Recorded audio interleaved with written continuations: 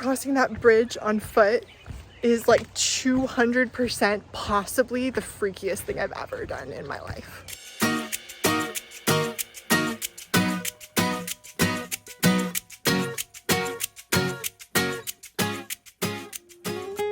Welcome back to Hourless Life. You are in for an incredible journey with us today. We go through tunnels, cross bridges, lose control of our vehicle on a muddy hill, and more. If you're just joining our video series, welcome. We are Eric and Brittany Highland, and along with our 6-year-old son, Caspian, we are attempting to drive around the world in our home, a 2021 Jeep Gladiator we call Dauntless.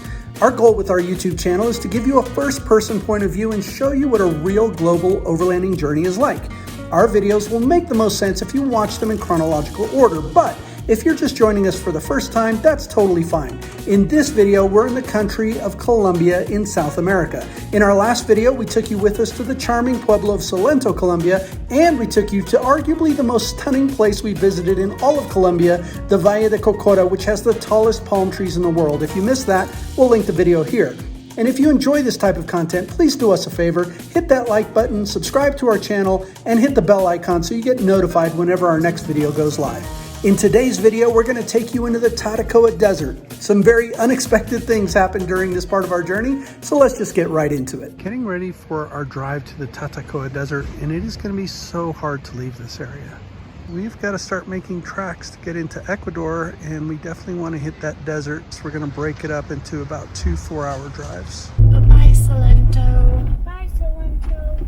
Today's drive started out awesome. We got to go through the longest tunnel in Latin America. It's called La Linea, and it crosses beneath the central range of the Andes Mountains. It is 8,652 meters long and took 14 years to build at a total cost of 2.9 trillion pesos, or 870 million US dollars. I don't think we can hold our breath through this one, Caspian. Oh, I was gonna try to. Here we go. I wasn't able to hold my breath. That's okay. Wait, there's stoplights in it? Yep. That's as far as I could hold my breath. You did a lot farther than I did. Mommy said it wasn't safe. I personally just don't think it's super safe to hold your breath while driving. That's just my personal opinion. Unbelievable. We've been in this tunnel this long, and I think we still have like 4 more kilometers in this tunnel. Yeah.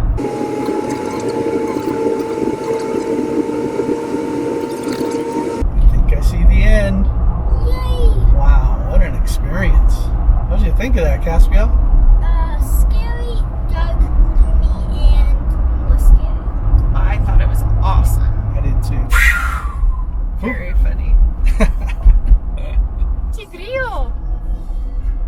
Yay! Yay! La Linea wasn't the only tunnel. We went through a ton of tunnels, a whole series on our way to the Tatacoa Desert. Each one of them had their own unique entrance that was usually named after a well-known Colombian animal. Here it is on your side, sweetie. It's an opossum. Having made it underneath the central range of the Andes Mountains, we continued our drive south, eventually arriving in the town of Ibagué. We stopped for a quick bite to eat, and we were ready to rest for the night. So we asked around, and we ended up finding an unexpected place to camp for the night. It was so loud sleeping here last night. There was a huge party up there till about 3 o'clock in the morning. Brittany didn't get any sleep. Brittany woke me up and told me, babe, I want to stay in a hotel tonight. I need some good sleep. I need a good shower. I haven't slept well for 2 nights. It's a thing with full-time overlanding, is that a lot of times you don't sleep well. So tonight I'm going to try and sleep well. At least I'll have a shower, if nothing else. Gracias, Don Pedro. Not very well rested at all. We continued our way south towards our destination, the Tatacoa Desert, and it was about a 3 to 4 hour drive to get there. So we stopped for a quick fuel up for Dauntless, and of course then it was time to fuel up ourselves. So we stopped for a little breakfast. And by breakfast, I mean a cookie and milk. And Brittany has a chocolate cake. This is breakfast. What do you have to say for yourself? I have no excuse. I just want cake for breakfast, that's all. About 4 hours later, we made it to the northern entrance of the Tatacoa Desert. Now, the southern entrance is the one everyone typically uses since it's mostly paved. It definitely would have been the wiser choice from a taking care of your vehicle standpoint, but the northern entrance is where the adventure is. Now, finding the northern entrance wasn't easy. It took us a couple of tries, but eventually we did, and of course it was blocked by a truck who just decided to park in the middle of the street. Our adventure into the desert was just beginning. It takes a while to drive deep into the desert, and the further you go via this northern entrance, the more interesting things get.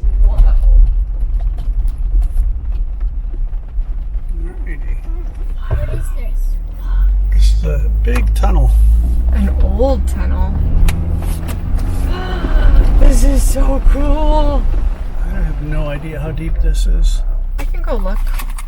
Mommy, I'm scared. You don't need to be scared. This is great fun. Daddy, is the tunnel gonna collapse? No, baby. I just can't see the bottom of the water.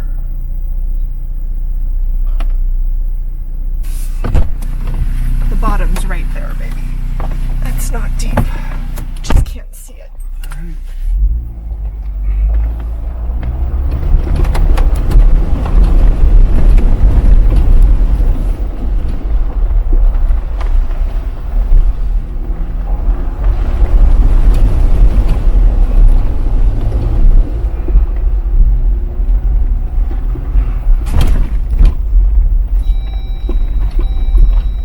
This is hella cool.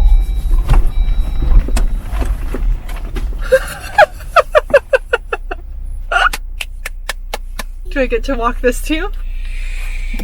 Sure, you want to go out and take a video of us coming across? I can, yeah. Is it safe, Daddy? Yeah, it should be fine. I'm like on this freaking, holy cow. Holy cow. Okay. All right. This is happening.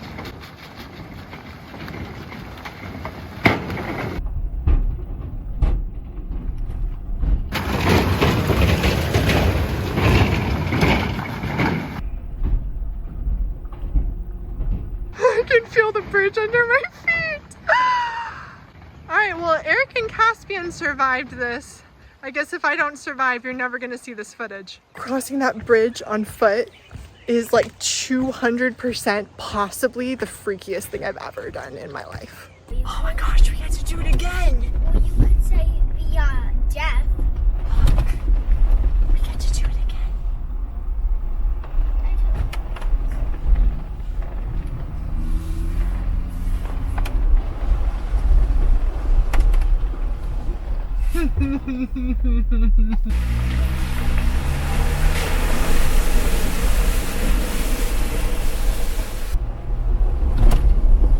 Fast cats, fast cats.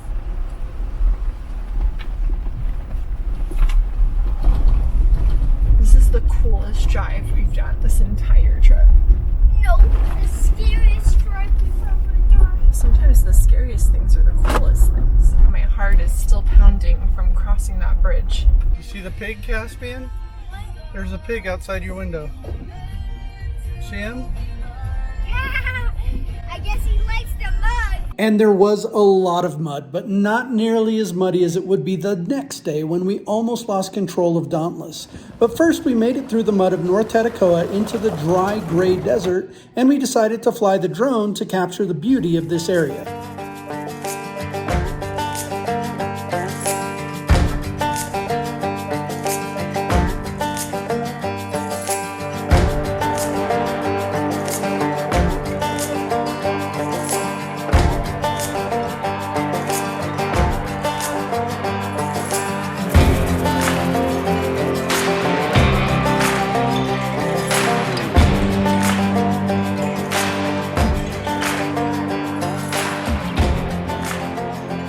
After our long day, it was time to hit our hotel and get some much needed rest.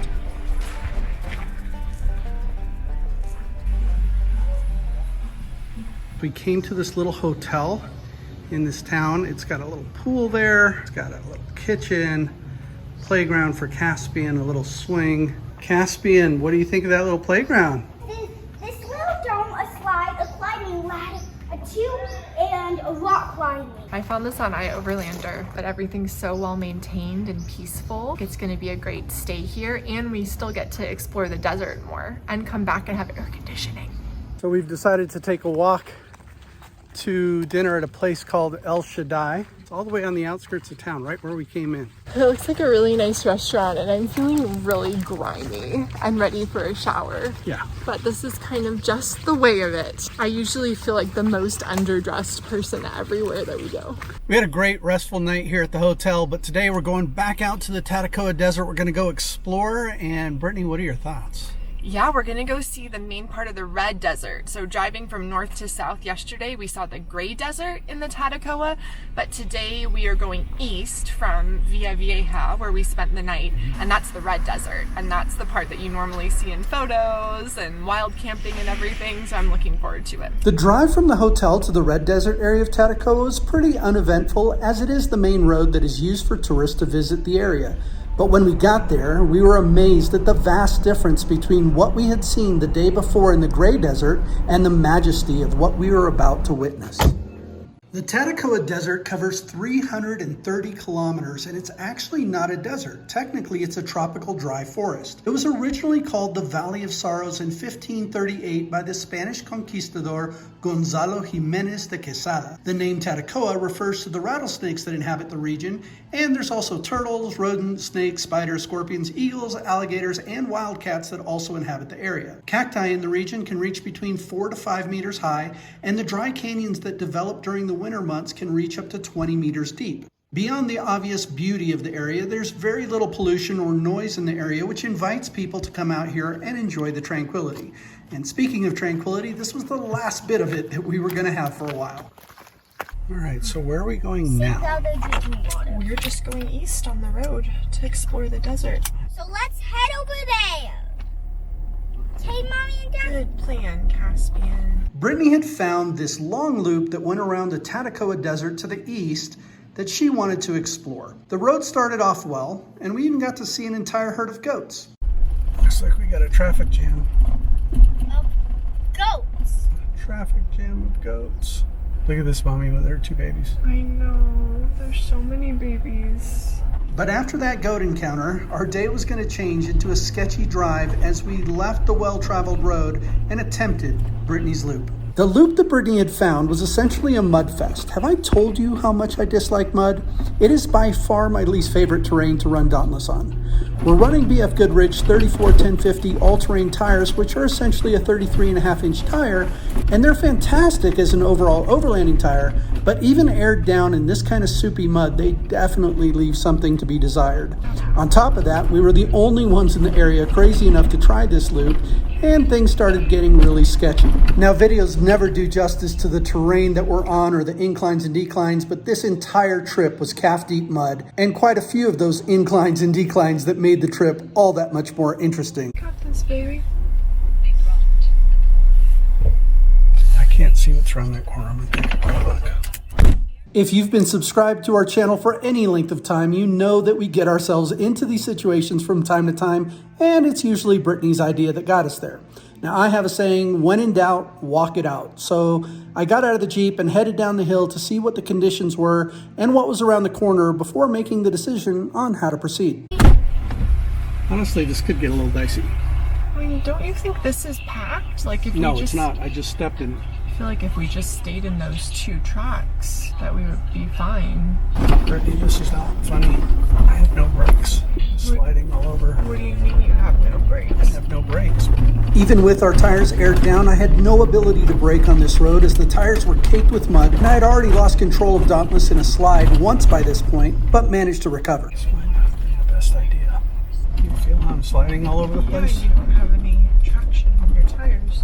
At this point, we were about halfway around the loop and the furthest from any potential assistance that we would get on the journey. The road just seemed to get worse with every turn, and we had no idea what lay ahead. We were hopeful that we'd find higher and drier ground soon. Now you're on high ground, baby, so you should be good. I hope so. I didn't catch it on video, but we did pass a lone guy on a tuk-tuk who was just cruising through the mud. I mean, that tuk-tuk just came through. Yeah, but it's a lot lighter than I am. And a lot of people don't realize that the weight has so much to do with it. Dauntless is heavy. We didn't know it at the time, but we still had about 45 minutes of this terrain in front of us, a small creek crossing that we had to get through, and more of the mud beyond that. Now, there were still a few more deep mud obstacles that we needed to get through, like this section with the tree on the passenger side. I'm gonna watch that tree with the awning. I'm gonna go through the tree with the awning. Just don't break it. Kasey.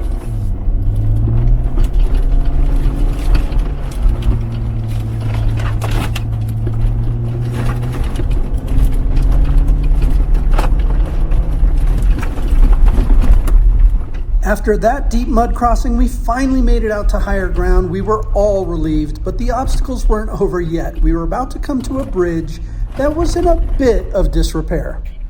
Alrighty then. Then, being at last free to do as she chose, I want to go out and take a look at this. That's a good idea. tell the lion I want to see too. What is this, Mommy? It's a bridge. At some point. Brittany and I went out to take a good look. To the driver's side, there was a curb-like drop-off about a foot down into the river. I couldn't straddle it. On the passenger side, the bridge had failed and sunk into the river, and Dauntless was too wide to fit in the space in between. We had come too far and made the decision to push forward with my driver's side tires as close to the edge as I could take them without dropping off the ledge. Brittany would spot me, and I would take it slowly. his axe was near.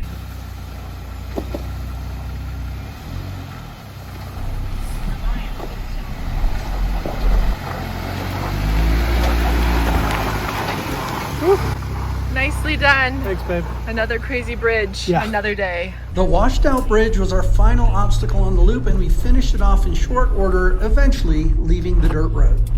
We're finally to the pavement. Woohoo. Dauntless has earned his stripes today. This mud is probably a good half-inch thick. Some places even a little thicker. They have just wrapped up washing Dauntless, and I don't think he's looked this clean since we shipped him from Panama to Colombia. After 2 nights in the Tatacoa Desert area, we are heading south. We are running out of time now. We're running against the clock. It's time to get towards Ecuador. We have one more major stop, I think, which is San Agustin, and we're going to take 2 days to get there. And we can't wait to show you how awesome San Agustin is in our next video. We found this great little campground just outside of town. We went into town, saw some religious processions that were led by children throughout the city streets. We also explored Parque Arqueológico de San Agustin, an archaeological park, which is the big draw to visit this area in southern Colombia. This city would also end up being our final stop in Colombia before heading to Ecuador. You're not going to want to miss our next video, so make sure you subscribe and hit that bell notification icon. And if you really enjoy our content, would like to get to know us a little bit more, support our journey, we would love to get to know you on our Patreon, where we share all the behind-the-scenes stuff that never makes it to YouTube. The link is in the description of this video to join us there. Until next time, we will see you in our next video.